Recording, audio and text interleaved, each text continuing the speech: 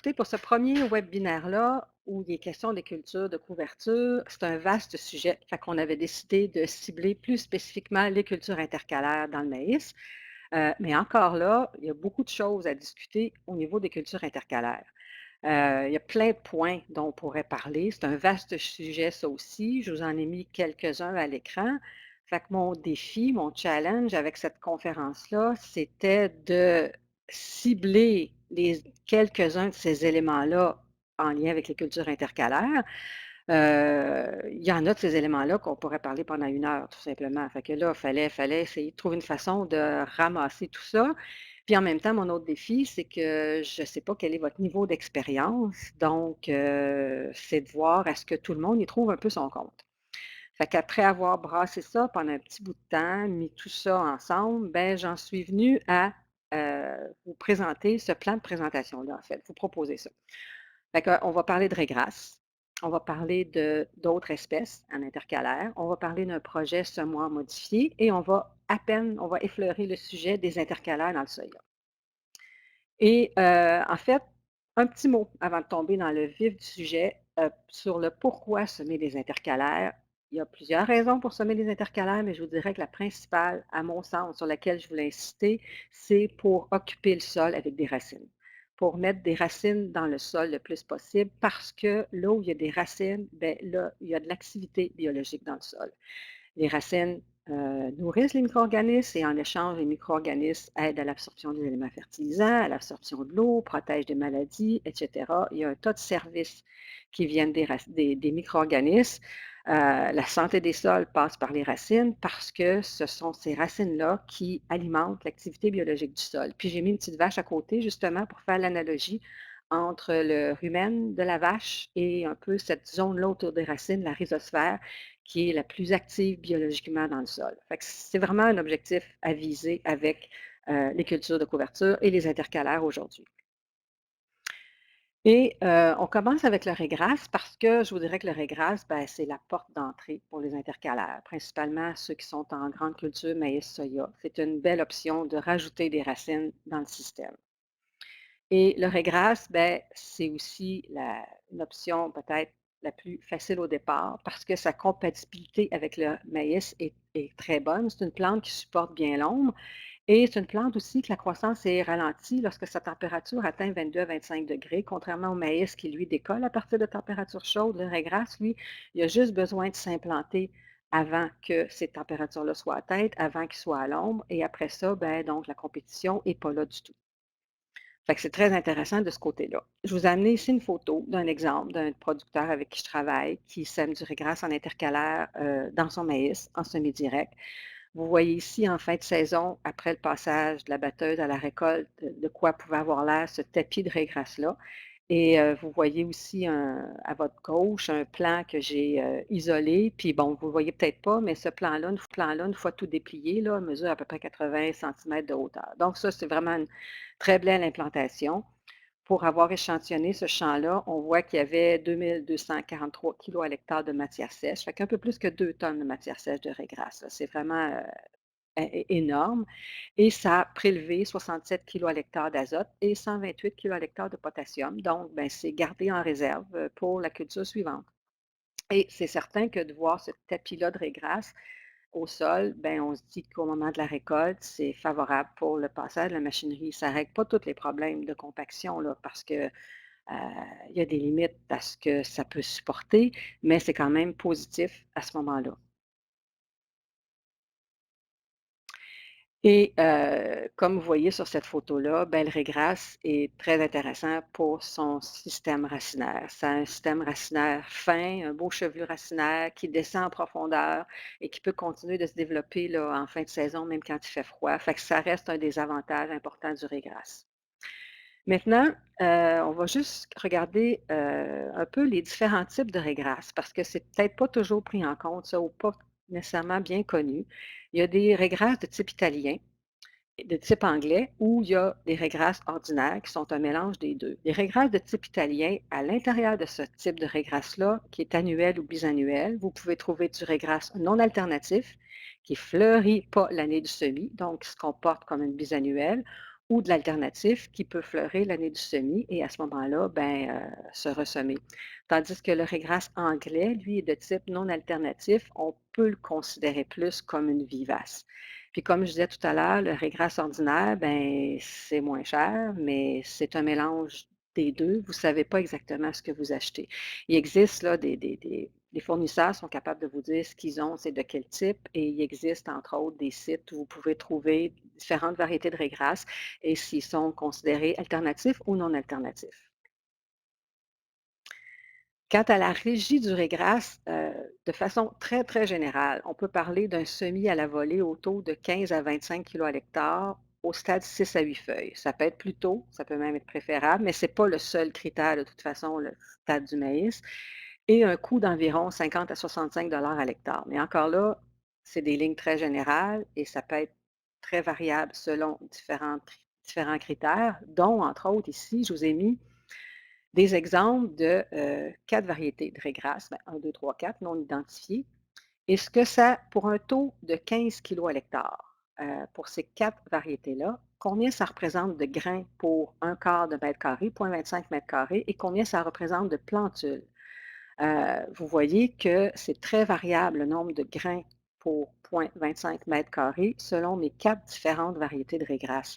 C'est pour ça que je vous disais, la diapo d'avant, le taux de semis 15 à 25, mais encore là, pour un même taux de semis, vous n'avez pas nécessairement la même population de régras semées. Donc, c'est un point à tenir en considération aussi, là. Le calibre des semences n'est pas nécessairement le même. Maintenant, en termes d'exemples de semis. Ici, il y a eu un projet en Estrie il y a quelques années où il favorisait, là, il essayait beaucoup de favoriser le régras en intercalaire dans le maïs. Et ici, c'est l'exemple d'un producteur qui appliquait son régras en même temps que son azote en poste levé. Et dans ce temps, vous voyez en termes de résultats ce que ça pouvait donner. Et ce qui est important à considérer dans ce cas-là, c'est que comme le régras et l'engrais n'ont pas le même poids, se rendent pas nécessairement à la même distance, ben c'est important de chevaucher les passages et de régler l'épandage à la demi-dose pour s'assurer d'avoir une bonne couverture tant de l'engrais que de la semence de régras. Une autre option, ça, c'est justement, le système d'application du producteur dont je vous ai montré les photos de régras après la récolte du maïs grain tout à l'heure. Une trémie de lime avec une barre porte-outils et au bout de la barre porte-outils, ben, des petits déflecteurs. Fait que dans ce cas-là, ben, au moins le régras est distribué sous le cornet de maïs et ça fait une distribution quand même, pas mal uniforme. On pourrait il y a des plusieurs exemples qu'on pourrait donner de type d'applicateur pour du régras à la volée. Ça peut aussi se faire avec une trémie APV. Encore là, il y a d'autres options. Mais je voudrais juste rajouter un point, sans faire le tour de tous les équipements, qu'on peut aussi penser dans plusieurs cas à ajouter des peignes, ajouter des dents pour faire une légère incorporation du régras. Mais là aussi, il faut se poser la question, est-ce qu'on est en semi-direct ou en travail conventionnel? Je vous dirais que de mes observations, je trouve qu'un régras à la volée d'un système de semi-direct où il y a beaucoup de résidus au sol, puis que le sol est grumeleux, il y a une belle structure en surface, je trouve que ça réussit, en règle générale, assez bien. C'est comme si les semences peuvent aller se cacher, si on veut, dans les aspérités du sol, sous les résidus. Puis quand il arrive une pluie, ben, ça fait une belle germination, ça fait une belle levée. D'un système conventionnel, de sol conventionnel, où le sol est à nu, c'est un peu plus uniforme, ben, il faut penser à ce moment-là, rajouter quelque chose pour favoriser une certaine incorporation des semences. Mais ce n'est pas le seul critère de réussite, par contre. Maintenant, un mot sur les herbicides, qui peuvent être compatibles avec une implantation de régras dans le maïs grain. Je vous ai fait une petite revue des recommandations que le site de l'OMAFRA en Ontario, là, en 2016, recommande. Il parle parmi les possibilités de Amazon, de Banvel, de Converge, d'Engarde ou d'intégrité petite dose. Fait que dans ça, vous voyez qu'entre autres, Converge, En Garde, Intégrité, il y a quand même des antigraminées possibles à utiliser. Fait que ça ne veut pas dire que parce qu'on sème du régras en intercalaire dans le maïs, on est nécessairement limité au glyphosate. Il y a d'autres possibilités. On a fait des essais il y a quelques années avec un petit pulvérisateur à parcelles là, à 2 sites, qui avaient été semés avec du régras. Vous voyez dans la colonne de gauche différents herbicides qu'on a testés. Il y avait des parcelles témoins évidemment qui étaient au glyphosate seulement et ce qu'on a évalué, c'est la toxicité des traitements. C'était des parcelles avec des répétitions. Il y avait 4 parcelles de chacun des traitements herbicides. Fait que quand vous voyez le chiffre 0, c'est qu'il n'y a aucune toxicité, aucun signe de toxicité du traitement herbicide sur le régras. Et ben, 10 étant le maximum, c'est-à-dire pas de régras du tout. Fait que vous voyez, entre autres, j'ai mis en jaune des antigraminées où vous voyez que pour un même antigraminé, ça peut être différent quand même au niveau de l'indice de toxicité. Mais règle générale, regardez pour les lignes jaunes, là, on peut parler de toxicité jusqu'à presque 9. Donc, ça veut dire que le régras était très affecté, mais pas nécessairement à tous les sites et pas à toutes les années. Ce que je veux que vous remarquiez de là aussi, c'est que souvent, l'indice de toxicité était rarement à 0. Donc, il y a règle générale, il peut y avoir un petit effet, ou encore là, c'est pas parce qu'un herbicide n'a pas d'effet sur le régras qu'il n'y aura pas malgré tout, qu'il y aura pas quand même un certain effet. Vous pouvez appliquer un traitement herbicide, avoir l'impression qu'il n'y a pas eu d'effet sur le régras, mais c'est quand on a un témoin à côté qu'on est capable de voir que c'est pas que ça a éliminé complètement le régras, mais il peut y avoir quand même un certain effet. Mais il y a des possibilités, il y a des herbicides qu'on peut utiliser et dans un système avec du régras en intercalaire.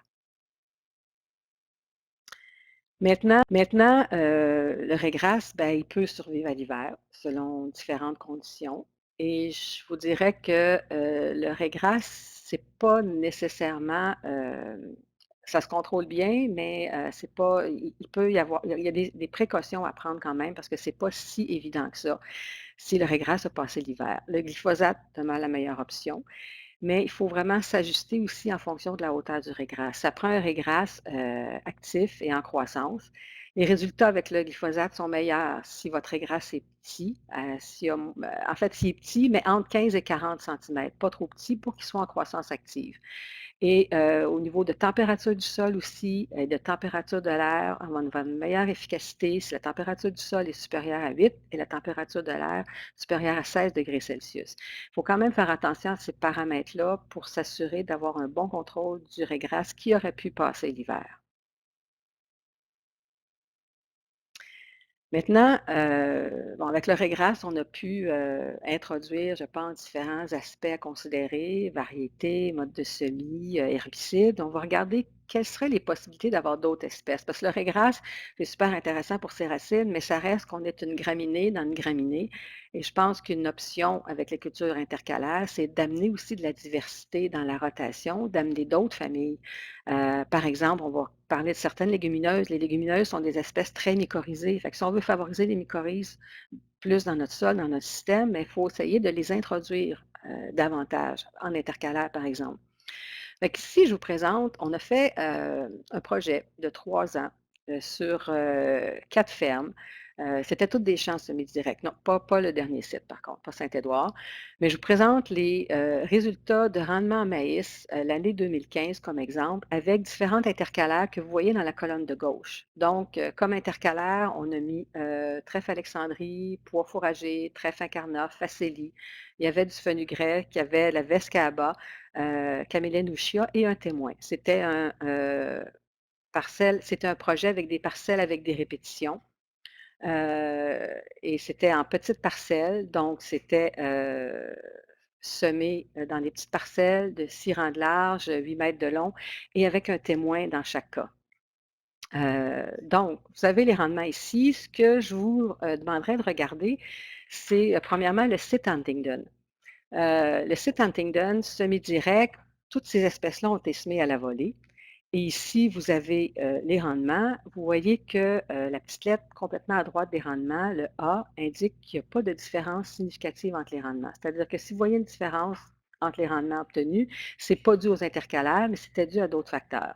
Donc, dans le cas d'Huntingdon, on a eu des quand même relativement belles implantations de toutes ces intercalaires-là et pas d'impact sur le rendement, ni dans un sens ni dans l'autre. Par contre, regardez le site à Saint-Urbain, qui était aussi argile, avec les mêmes intercalaires.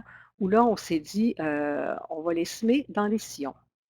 Donc, il y a 2 sillons de fait, entre chaque entre-rang de maïs avec les mêmes intercalaires qui ont été semés et là, on a eu des beaucoup plus belles réussites en termes de biomasse de nos intercalaires et je vous dirais même étonnamment, on a vu des impacts positifs sur le rendement avec certaines espèces. Vous voyez que notre témoin, à 14 785 kg à l'hectare, c'est des gros rendements, c'est des petites parcelles récoltées à la main, donc il n'y a pas de perte au battage.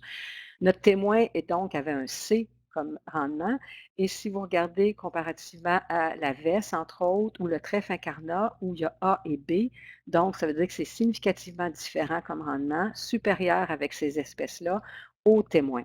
Donc l'impact, la différence de rendement mesuré était due aux intercalaires. Je vous dirais que c'est même très surprenant pour une première année.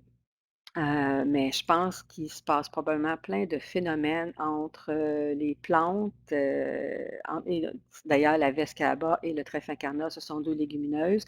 Je ne pourrais pas vous expliquer pourquoi il y aurait eu un impact positif sur les rendements, parce que moi, dans mon idée, on fait des intercalaires dans le maïs, c'est pour améliorer le sol à moyen ou long terme. Mais ce que j'ai retenu de ça, c'est qu'avec des très belles implantations, ben, on a eu des impacts positifs et ces très belles implantations-là, on les a obtenues parce qu'on a fait un semis dans les sillons et non à la volée. Donc, je vais vous faire un petit tour, de ces, belles parcelles-là de 2015, les différentes espèces, là. Vous voyez ici l'implantation de pois fourragers, heu, ce que ça a donné. Là, on est vraiment je vous présente là le site de Saint-Urbain où il y a eu des augmentations de rendement et où on a eu les plus belles, implantations. Vous voyez qu'il y avait beaucoup de résidus au sol, on est en semis direct, 2 sillons par entre-rang de maïs. Donc, trèfle incarnat, encore là aussi, une très belle implantation. Trèfle Alexandrie, qui est un trèfle annuel que vous connaissez peut-être, là, qui peut être utilisé évidemment comme plante fourragère. C'est un trèfle annuel. L'implantation était moins belle que dans le cas du trèfle incarnat. Trèfle incarnat d'ailleurs, qui est un trèfle biannuel, mais ça a quand même donné des résultats intéressants. Ici, on a la facélie qui appartient à une famille des hydrophilacées. On ne cultive rien de cette famille-là. Les Allemands l'utilisent en intercalaire dans leur maïs. Semé à la volée, ça n'a pas donné grand-chose, mais on a eu des beaux résultats étonnamment comme ça, là, semés dans des sillons. Ça peut être une plante intéressante parce que c'est complètement une autre famille, mais très dispendieuse par contre. Et notre veste Kaba, qui est une veste annuelle qui rampe au sol, couvre bien le sol, qui elle aussi a donné des beaux résultats. Puis je vous ferai remarquer que dans ces cas-là, avec des belles implantations comme ça, ben, les intercalaires ont contribué aussi au contrôle des mauvaises herbes. Dans toutes ces parcelles-là, on avait fait une application de glyphosate seulement avant le semis. On n'est pas revenu après parce que c'était impossible, on avait trop de variétés dans nos parcelles, mais les intercalaires bien implantés ont contribué au contrôle des mauvaises herbes. Et je vous le disais tout à l'heure d'ailleurs, les légumineuses, sont des plantes qui favorisent beaucoup les champignons mycorrhiziens. Donc, c'est peut-être là une partie de la réponse aussi là, à ces résultats positifs-là qu'on a eus. Et dans ces essais-là, on n'utilisait pas de vivaces, que des annuels ou bisannuels pour favoriser une croissance rapide l'année même dans le maïs. Je trouve qu'avec les vivaces, on a fait beaucoup d'essais avec des vivaces, mais ça s'implante très peu l'année même, de par définition étant ça s'implante plus tranquillement. Fait que je ne suis pas convaincue que ça vaut la peine de travailler avec des vivaces parce que l'implantation l'année même est pas, dans le maïs en tout cas, est pas, si importante que ça. D'autres espèces, pas utilisées nécessairement dans le cadre de ce projet-là, mais qui ont donné des résultats quand même intéressants. Le sarrasin, vous voyez même qu'il il est venu haut, il s'est étiolé et il a fleuri. Je ne recommanderais peut-être pas d'un système, en biologique, mais c'est quand même quelque chose qui s'est bien implanté. Puis le sarrasin, ben, a des caractéristiques intéressantes, récupère beaucoup le phosphore, entre autres. Du chia, qu'on a essayé, des petites graines achetées en petite quantité par contre là, mais vous voyez que ça a fait une belle couverture d'intercalaire. Le haricot noir, j'ai un producteur qui a essayé du haricot noir comme ça, semé aussi et ça a fait une belle couverture. Et le niébé, qui est le caapi, qui les Américains utilisent beaucoup le niébé, le caapi en intercalaire dans leur maïs et on a il y a des semences maintenant, c'est possible de se procurer des semences, donc au Canada, donc il y a des essais qui ont commencé. C'est une légumineuse qui est comme une vigne et qui couvre bien, qui rampe au sol. Fait que c'est une autre possibilité intéressante. Et suite à ces essais-là en 2015 où on s'est dit que semer dans des sillons, en tout cas, ça améliore beaucoup l'implantation des intercalaires, on est allé voir, on a fait un voyage en Pennsylvanie en septembre 2015 parce que les Américains là-bas, l'université de Pennsylvanie a développé un semoir, le Interseeder, pour semer les intercalaires. Vous voyez qu'ils ont installé 3 rangs d'intercalaires par entre-rang de maïs. Avec ce système-là, ils peuvent même appliquer leur azote en même temps et ils peuvent même faire un traitement herbicide. Fait qu'on est allé voir ce système-là, on a trouvé ça super intéressant, fait qu'on a décidé de, partir un projet. Mais d'abord, juste pour revenir à pourquoi, ce qu'on le semis dans les sillons peut être si intéressant. Bien, je pense entre autres que le fait d'avoir un bon contact sol-semence, d'aller mettre les semences dans le sol, là où il y a de l'humidité, ça va augmenter la fenêtre pour les semis. Ça va nous permettre de semer un peu plus tard parce qu'on s'attend à avoir une germination puis une levée plus rapide. Ça réduit aussi la dépendance par rapport aux précipitations. On est capable de s'ajuster en termes de profondeur de semis pour aller placer la semence dans un sol humide. Ça permet de diminuer le taux de semis aussi parce qu'on sème pas quand on sème à la volée, bien, on sème à peu près sur toute la largeur de l'entre-rang, mais quand on sème, dans des sillons, bien, on localise les semences. Fait que sur les rangs, on va avoir un bon taux de semis, mais en termes de quantité de semences à acheter à l'hectare, bien, on peut diminuer le taux de semis. Je vais revenir là-dessus quand je vais vous parler du projet qu'on a fait. Fait qu'à ce moment-là, ben, si on diminue le taux de semis, si on réduit notre dépendance pour les précipitations, ben, ça nous permet de donner un plus grand choix de semences, soit des semences qui, au départ, sont plus coûteuses ou qui sont plus exigeantes, puis qui se met à la volée, ben, c'est pas intéressant.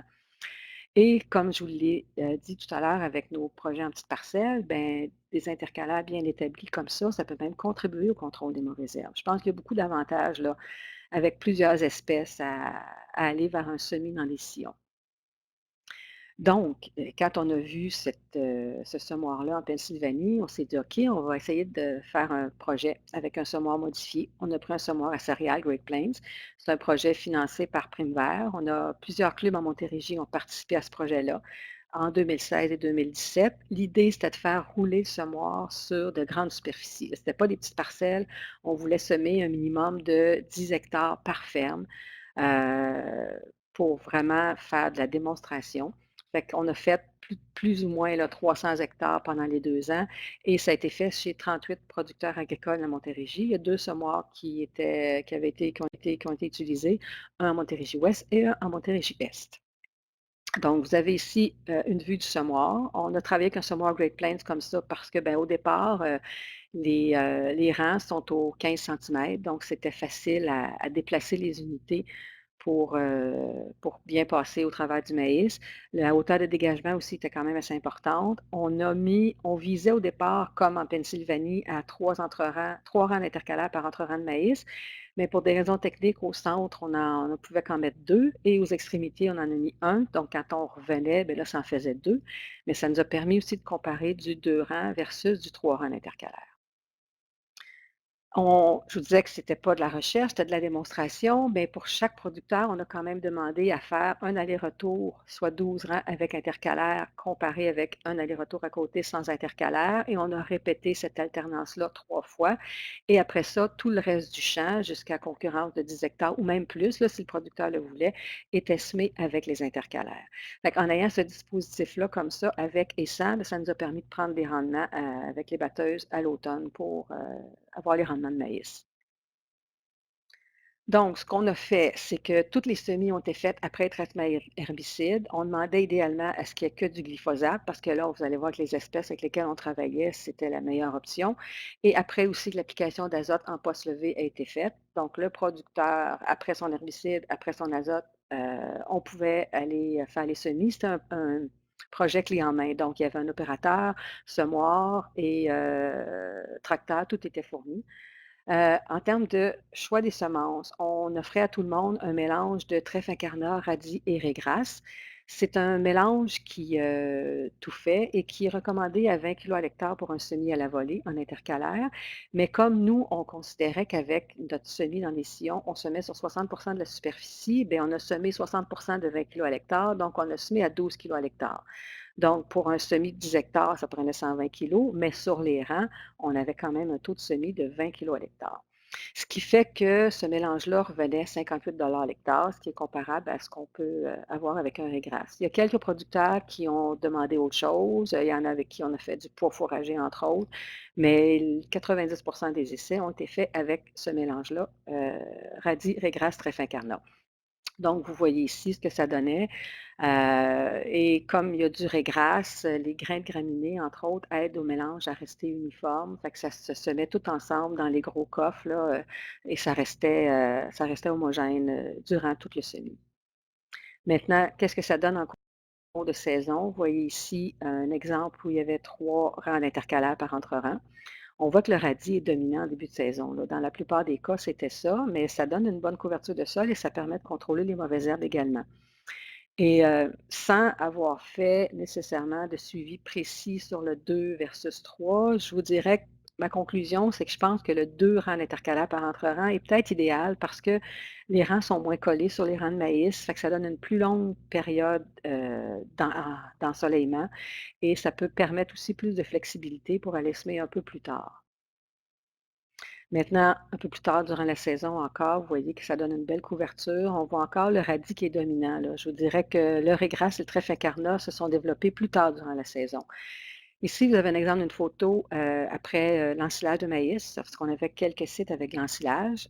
Donc à droite, vous voyez évidemment la bande témoin où il n'y avait pas d'intercalaire et à gauche, ce que ça peut donner, là. Fait que vous voyez qu'une fois que l'ensilage est récolté, bien ça continue de pousser, là. Là, on voit davantage notre régras d'ailleurs dans cette photo-là, puis on voit les gros plants de radis aussi. Maintenant, dans le projet, les conseillers qui suivaient les producteurs ont récolté les biomasses, c'est-à-dire ont pris, des échantillons des intercalaires dans les parcelles avec intercalaires et ont récolté les intercalaires et ils ont séparé aussi ils ont récolté les mauvaises herbes et dans les parcelles où il n'y avait pas d'intercalaires, ils ont récolté les mauvaises herbes seulement. Vous avez ici, les résultats à 20 sites en, 2017. Le site 19 là, avait été, abandonné pour des problèmes d'herbicides. Mais ce que vous voyez, c'est que pour chacun de ces 20 sites-là, la colonne en vert foncé, c'est la biomasse, c'est-à-dire le nombre de kilos à l'hectare pour les intercalaires.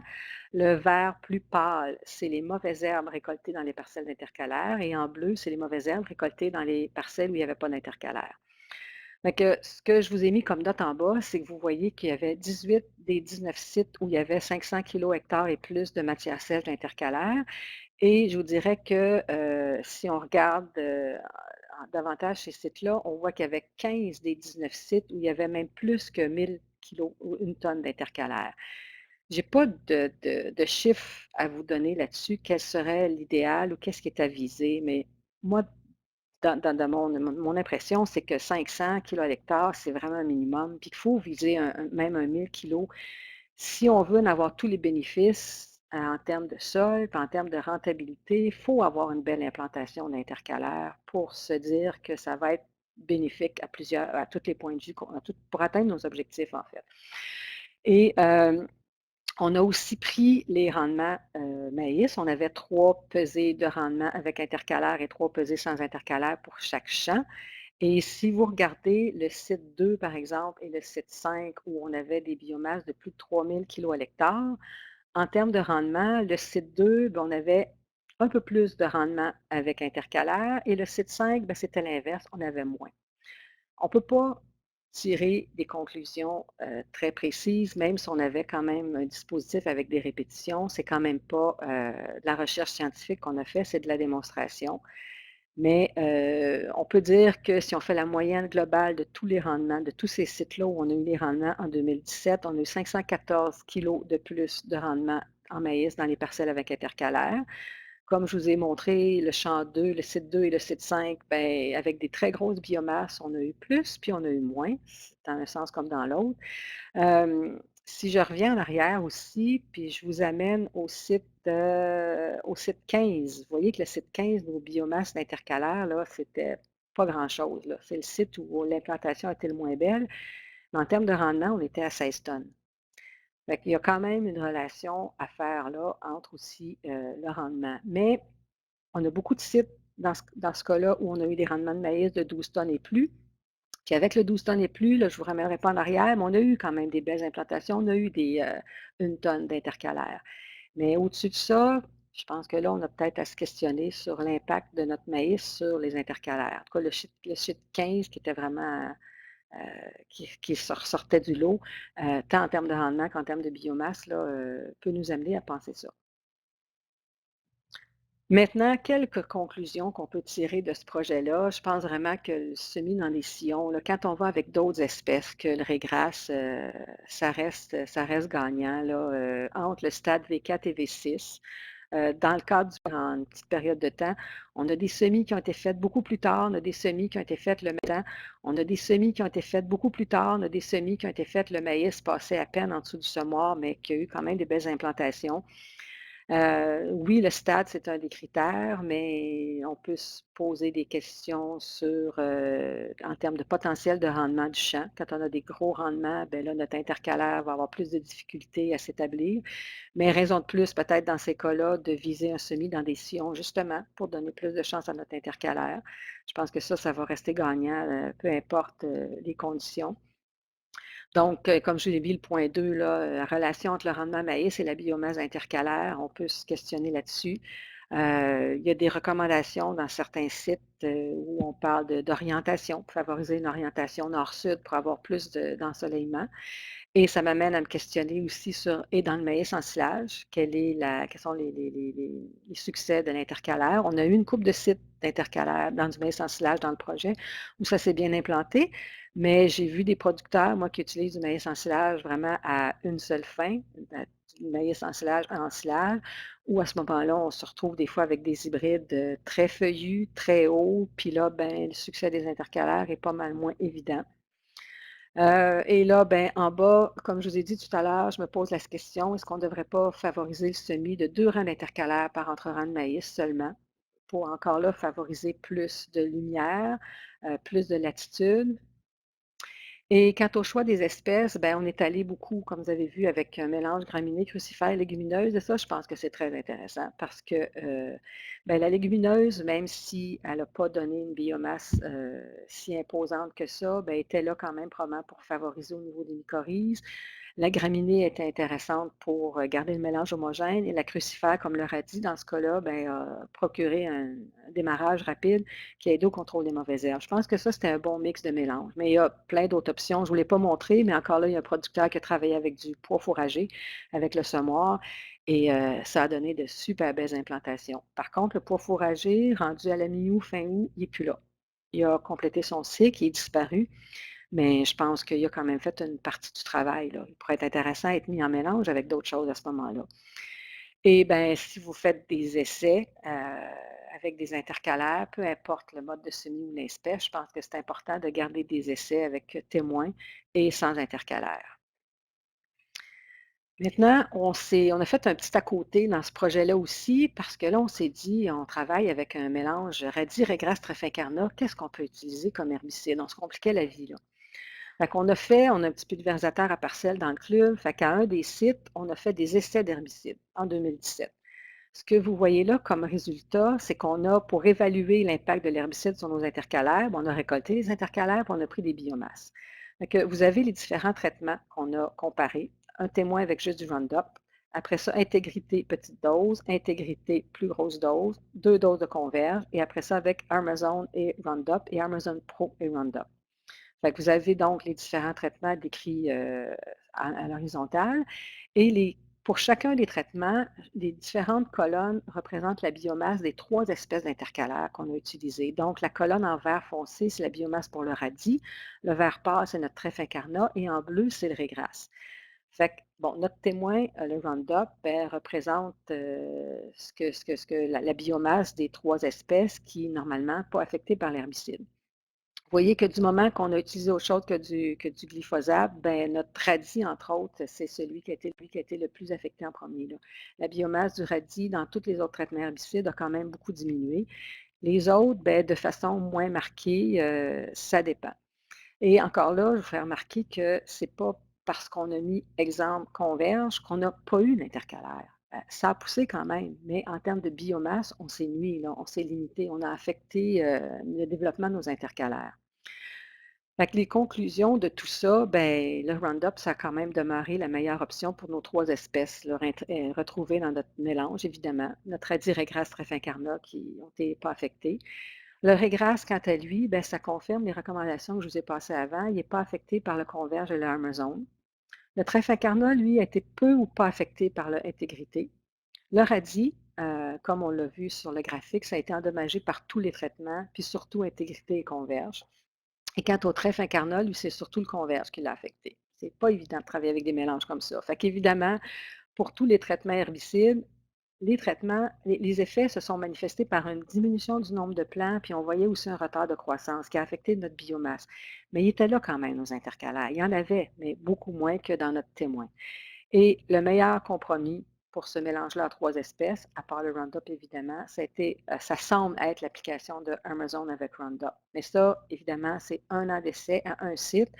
Euh, il y a un bémol à mettre là-dessus, mais ça reste que les autres herbicides ont quand même affecté nos intercalaires. Puis là, dans ce projet-là, on a utilisé un semoir qu'on a déplacé les unités, mais il y a plein d'autres possibilités d'équipement si quelqu'un veut semer ses intercalaires dans des sillons. J'ai vu des producteurs qui sont allés chercher des unités de semis de semoirs à céréales et qui les ont installées là, sur une barre porte-outils avec une trémie. Il y a Down qui fabrique des unités carrément qui s'appellent le Dual Row ou le Dual Seeder de Down qui sont utilisés pour des intercalaires. Heinecker aussi a un système similaire. Il y a des unités Salford que j'ai vues en Ohio installées sur une trémie Valmar, un producteur qui s'était monté un système comme ça.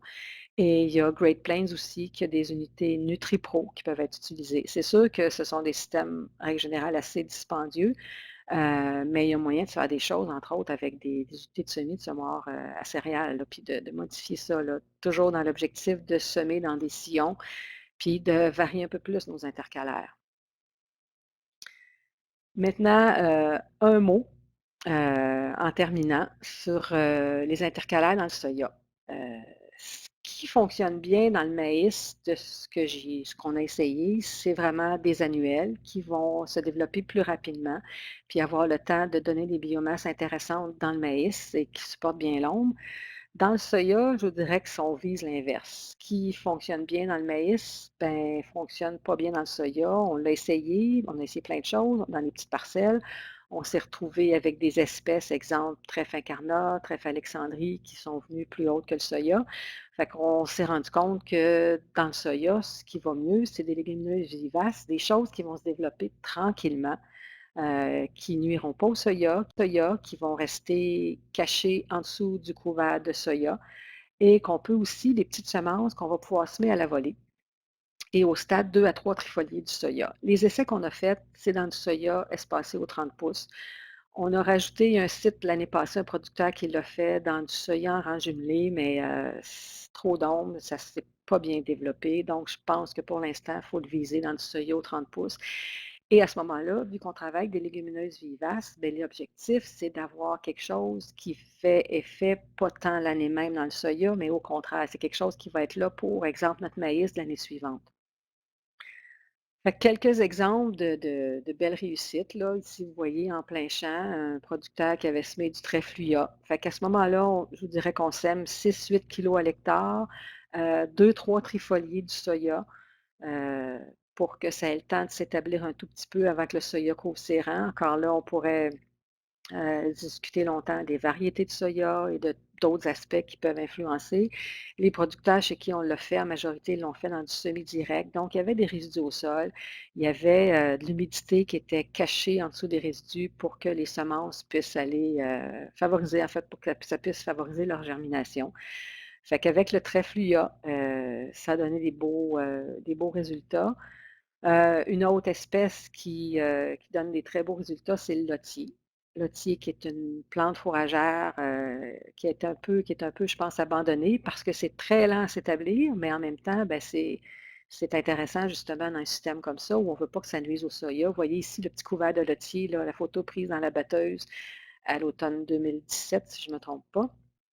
Et vous voyez ici un peu de plus près ce que ça peut donner. Fait que le lotier, si je tirais sur les tiges comme ça, il est très haut, mais comme il est poussé à l'ombre du soya, ben, il s'est couché au sol et il est resté là et il nuit pas au battage du soya.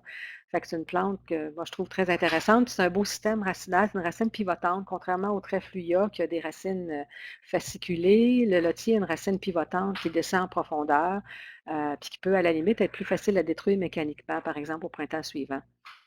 Fait que vous voyez ici, au printemps 2017, l'implantation donc avait été faite en 2016, fait que c'est un champ semi-direct, fait que le lotier était laissé là tout l'hiver.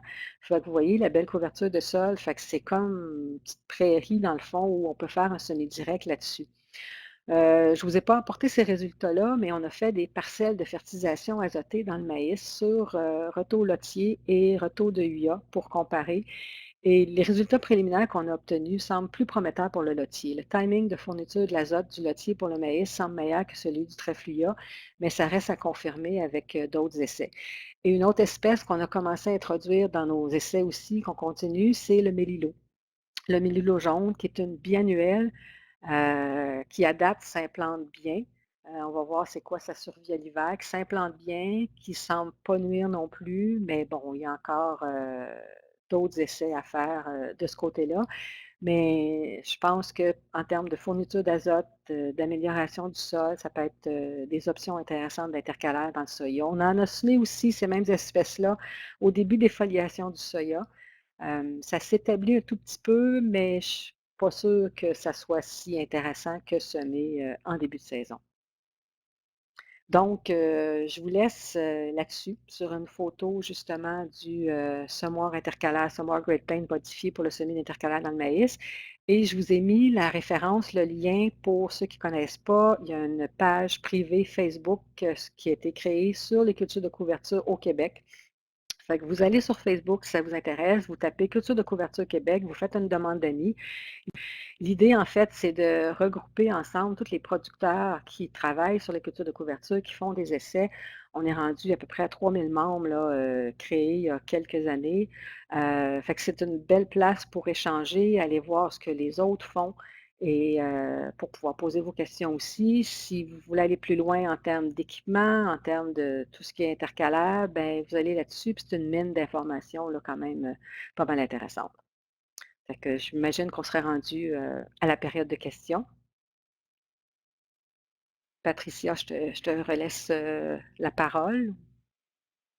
C'est ça. Tu m'entends bien? Oui, OK, bon. Alors, j'ai pris en note les questions des personnes au fur et à mesure qui les avaient déposées. Fait en fait, en commençant, il y avait 3 questions en rapport avec le raigrasse là, de Joël Desjardins, Amélie Grondin et Vincent Poirier. En fait, on voulait savoir si tu recommandais des variétés de raigrasse. On voulait savoir c'était quoi la population finale qui était visée. Puis, si l'utilisation du raigrasse, là, ça permettait de compétitionner les mauvaises herbes puis diminuer les herbicides. mais il y a beaucoup de Alors, questions là-dedans, hein? ouais, c'est ça. Ben, oui, je ne veux pas recommander une variété de raigrasse plus qu'une autre, mais je vous dirais que c'est sûr que c'est de faire vos essais. Mais la première recommandation que je dirais avec ça, c'est de ne travailler pas avec des raigrasses ordinaires, mais d'y aller vraiment avec des variétés. Déjà là, c'est gage un peu plus de succès, là. Puis, il y a des sites, sur le site d'Agriculture Canada, vous êtes capable de trouver les différentes variétés de raigrasses, si c'est du alternatif ou non alternatif. C'est sûr que je vous dirais que le non alternatif qui se comporte comme une biannuelle et qui ne fleurit pas l'année du semis est encore là à favoriser, selon moi, parce qu'on ne veut pas avoir une production de semences. Mais ça vaut la peine de payer plus cher pour un raigrasse pour avoir des bons résultats que d'y aller avec du raigrasse ordinaire. À part la variété, bon, en termes de compétition pour les mauvaises herbes, ben encore là, il faut que le raigrasse s'établisse bien, il faut que le semis soit fait assez tôt. Et oui, contre des annuels, j'ai déjà vu effectivement qu'un raigrasse pouvait compétitionner. Par contre, c'est moins évident s'il y a des vivaces d'établis dans le champ, là. Ça prend un bon brûlage avant. Mais avec peu importe que ce soit le raigrasse ou les autres cultures de couverture, si on a une bonne implantation, oui, ça peut aider beaucoup au contrôle des mauvaises herbes. Ça peut compétitionner, là. Puis, est-ce que ça peut Fait aussi que diminuer l'utilisation des herbicides? Ben, c'est certain que dans le cas de tous les essais qu'on a faits avec les différentes espèces, où on est allé avec juste un traitement de glyphosate semi-intercalaire puis rien d'autre, ben oui, on a diminué. Puis moi, j'ai des producteurs qui vont me dire: «Ben, je suis prêt à y aller comme ça, je vais faire un glyphosate, je vais faire des baies intercalaires, puis si jamais il y a un petit peu plus de mauvaises herbes, ben ça sera pour cette année-là, puis l'année d'après, ben dans ma rotation, je vais me rattraper, puis je vais s'il y a eu un peu plus, mais vu comme ça, où il y a juste un glyphosate, celui des intercalaires, ben oui, on réduit les herbicides d'une certaine façon, là, parce qu'on les Puis pour la oui. oh, excuse-moi, puis pour la population finale visée de Heu, régras. j'ai pas de chiffre là-dessus. Pour avoir fait j'ai une belle photo que j'ai pas mise là, mais pour avoir déjà, coupé le régras, en fin de saison, c'est étonnant de voir comment, il y a pas tant de plants que ça, mais c'est des plants qui talent beaucoup. Hem, je serais pas capable de vous dire ça serait quoi la population idéale visée. Puis j'imagine encore là, il y a des années où il va plus staller, où il y a des années où ça va être, fait que ça, j'aurais de la misère à répondre à ça en termes de population visée, là. Je parlerais plus en termes de viser au moins, 1 tonne de matière sèche à l'hectare minimum, là, pour avoir une belle couverture, là. OK. Une question de Gabrielle Tanguay. Elle demande les impacts sur les rendements dans le maïs en 2015. Est-ce que c'était lors de la première année d'engrais verts? En fait, ce projet-là a été fait, 2014, 2015, 2016, c'était la deuxième année, sauf que en 2015, c'était fait sur un retour de soya, donc il n'y avait pas eu d'intercalaire dans le soya l'année d'avant, là. Fait que c'est comme si c'était une première année. En 2014, on avait tous semé nos sites à la volée, fait qu'on avait eu des implantations correctes, mais pas plus que ça, puis pas d'impact sur le rendement. 2015, c'est vraiment là où on a décidé de semer un site dans des sillons, qu'on a eu des belles implantations, mais comme je vous dis, c'était pas sur un retour de culture intercalaire, c'était une première année dans le fond, vu que c'était sur un retour de soya. Fait que c'est pour ça que ces résultats-là sont d'autant plus surprenants parce que, moi je m'attendais à ce que ça soit plus des effets moyen ou long terme, mais pas des effets l'année même. Mais qu'est-ce qui se passe entre les baies intercalaires, entre ces légumineuses-là et le maïs? Je pourrais pas dire. Puis en plus, pour connaître le site où on a eu ces résultats-là, c'est un site qui est en semi-direct depuis plusieurs années, donc on pourrait penser que c'est un site où, ben, l'activité biologique est déjà bonne, la structure est déjà belle. Fait que le plus des intercalaires, l'aspect positif, ben, je ne me serais pas attendue à ce qu'il soit si élevé non plus. Mais il y a encore du travail à faire, faut continuer ça. Puis, en 2016, je ne vous ai pas présenté les résultats, mais là, on a eu 2 des 4 sites où on a semé dans les sillons. Puis ça a été on n'a pas eu d'impact positif à ce moment-là, mais nos biomasses étaient moins belles qu'en 2015. Fait que ça m'amène juste à vous dire qu'il faut vraiment que l'implantation intercalaire soit belle si on veut en avoir tous les impacts positifs, là. OK. Puis c'était pas un effet Une dans ce question de cas-là. de Oui. excuse-moi. Non, non, non, Là, vas-y, tu voulais vas-y. rajouter quelque chose? Là, j'allais juste Oui. dire que pour Euh, conclure, que c'est pas un effet de cumulatif de l'intercalaire, là, puisque c'était une première année de maïs. OK. J'ai une question de David Tipeco. Il demandait si les plantes utilisées sont des fixatrices d'azote nécessairement ou pas nécessairement? Dans ce projet-là, il y avait trèfle incarnat, trèfle, d'Alexandrie, vesses qui étaient des légumineuses, là, des fixatrices d'azote. Puis fixatrices d'azote, oui, c'est une chose, là, puis on avait le pois fourragé aussi, mais moi, je pense qu'un des impacts vient beaucoup des mycorhizes. Les légumineuses sont très, très mycorhizées, favorisent les mycorhizes. Puis en plus, on était dans des systèmes en semi-direct, donc les mycorhizes sont préservées d'année en année. Une des seules dans ce projet-là qui n'était pas une légumineuse, c'est la facélie. Puis on n'a pas vu d'impact au niveau de notre rendement, là. On a déjà fait un autre projet il y a plusieurs années, puis qu'on l'a répété d'ailleurs, je ne présentais pas ces résultats-là, mais où, sur un pois fourragé semé après une céréale comme culture de couverture à la dérobée, l'année suivante, maïs, et on avait fait des essais de doses de fertilisation azotée dans notre maïs. Et ce qu'on a obtenu avec le pois fourragé qu'on comparait avec la moutarde, c'est qu'on avait 100 kilos de plus de rendement maïs sur le retour de pois fourragé avec 80 kilo-hectares de moins d'azote. Et même sur le retour moutarde, si on montait notre fertilisation en azote jusqu'à 240 kilos à l'hectare, on n'avait pas autant de rendement qu'avec 80 sur le retour de poids. Fait que ça nous a amené à conclure que le pois fourragé, dans ce cas-là, c'était pas juste une question d'azote. Oui, ça apporte de l'azote, c'est une légumineuse, mais il a fallu que ça apporte plus que ça, parce que si c'était juste une question d'azote, en montant notre fertilisation à 240, on aurait réussi à avoir les mêmes rendements sur retour de moutarde, retour de pois, et ça n'a pas été le cas. Fait que c'est ce qui m'amène à vous dire que, par exemple, dans le cas du pois fourragé, c'est une culture qui est très, très mycorhizée. Les mycorhizes, ça favorise l'absorption de l'eau, l'absorption du phosphore. Ça a plusieurs bénéfices, des associations avec les mycorhizes. Fait que, est-ce qu'il y a de ça aussi avec nos intercalaires de légumineuses? Peut-être.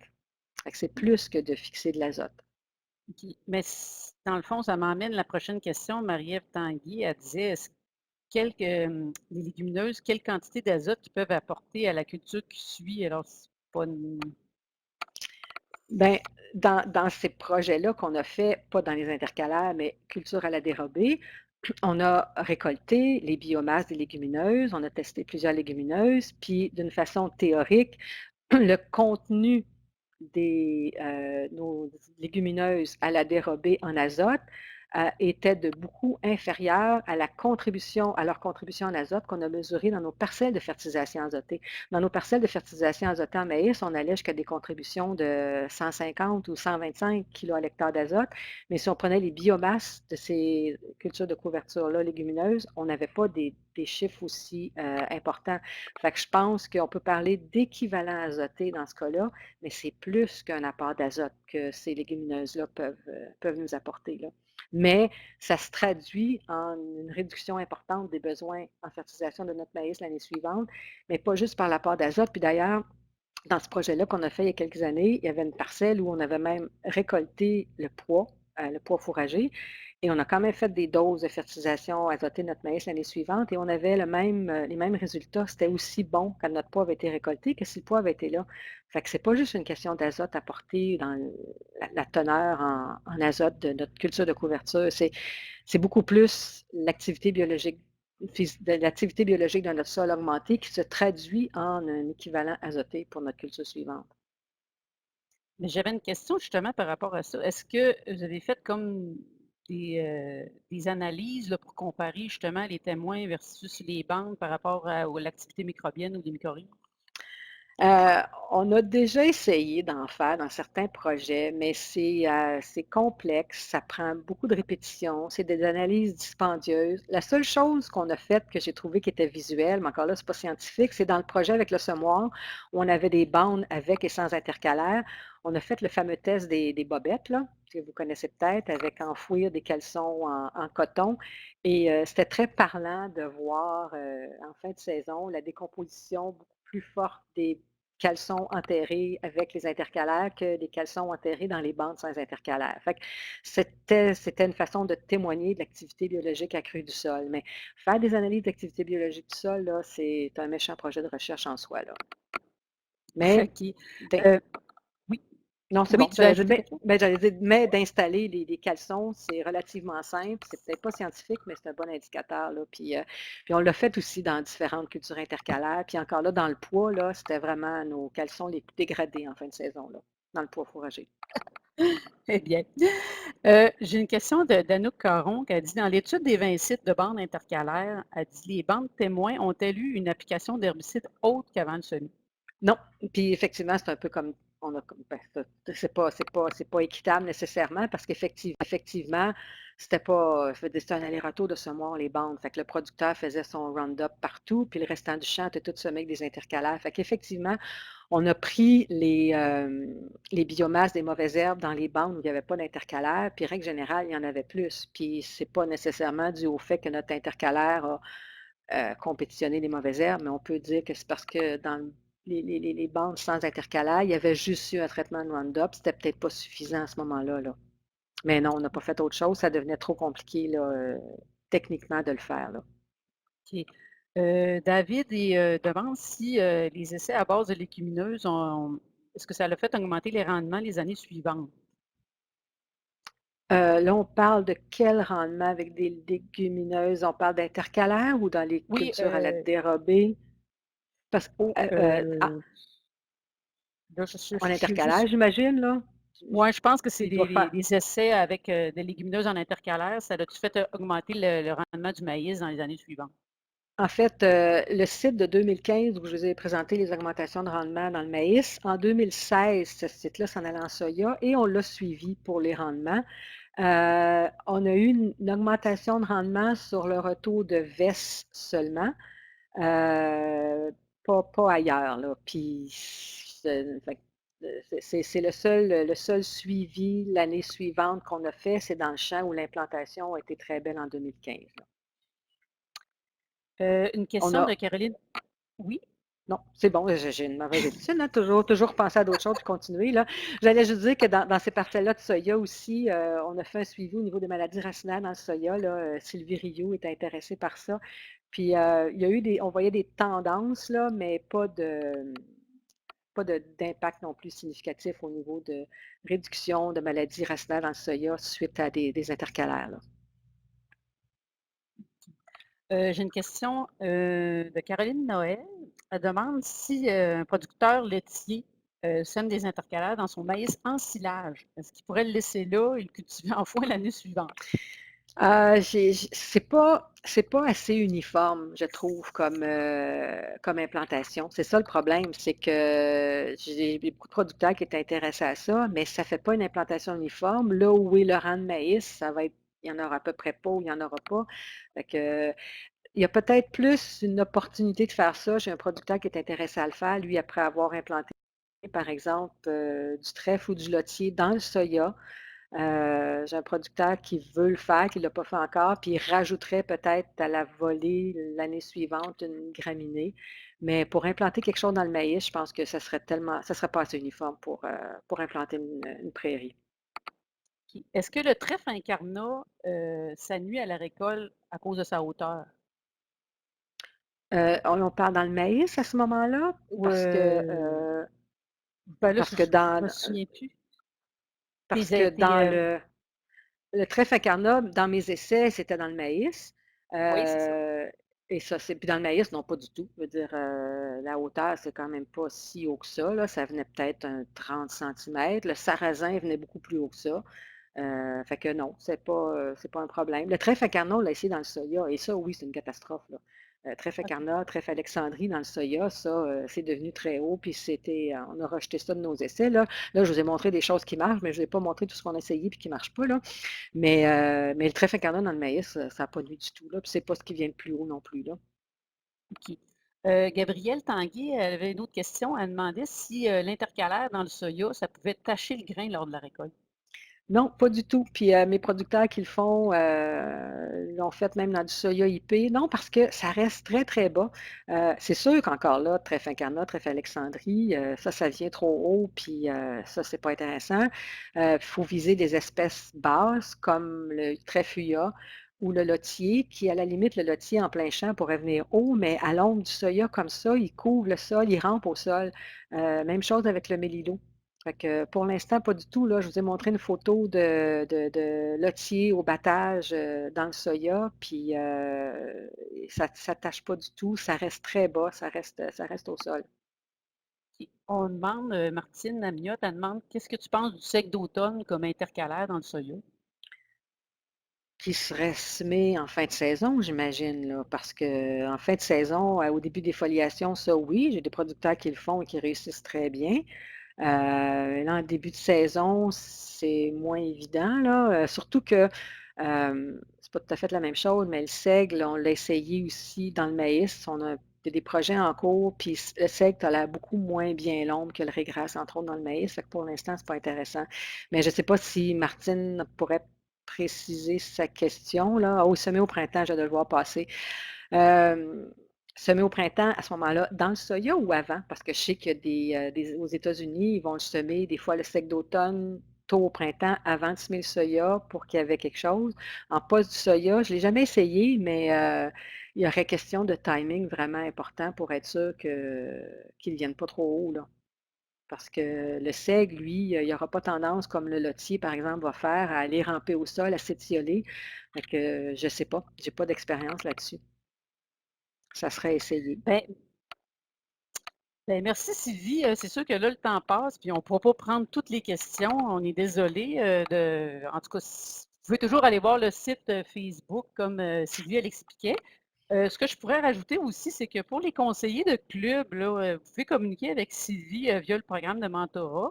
Elle est accréditée pour ça. Alors, si des fois vous avez des questions, vous pouvez communiquer avec elle.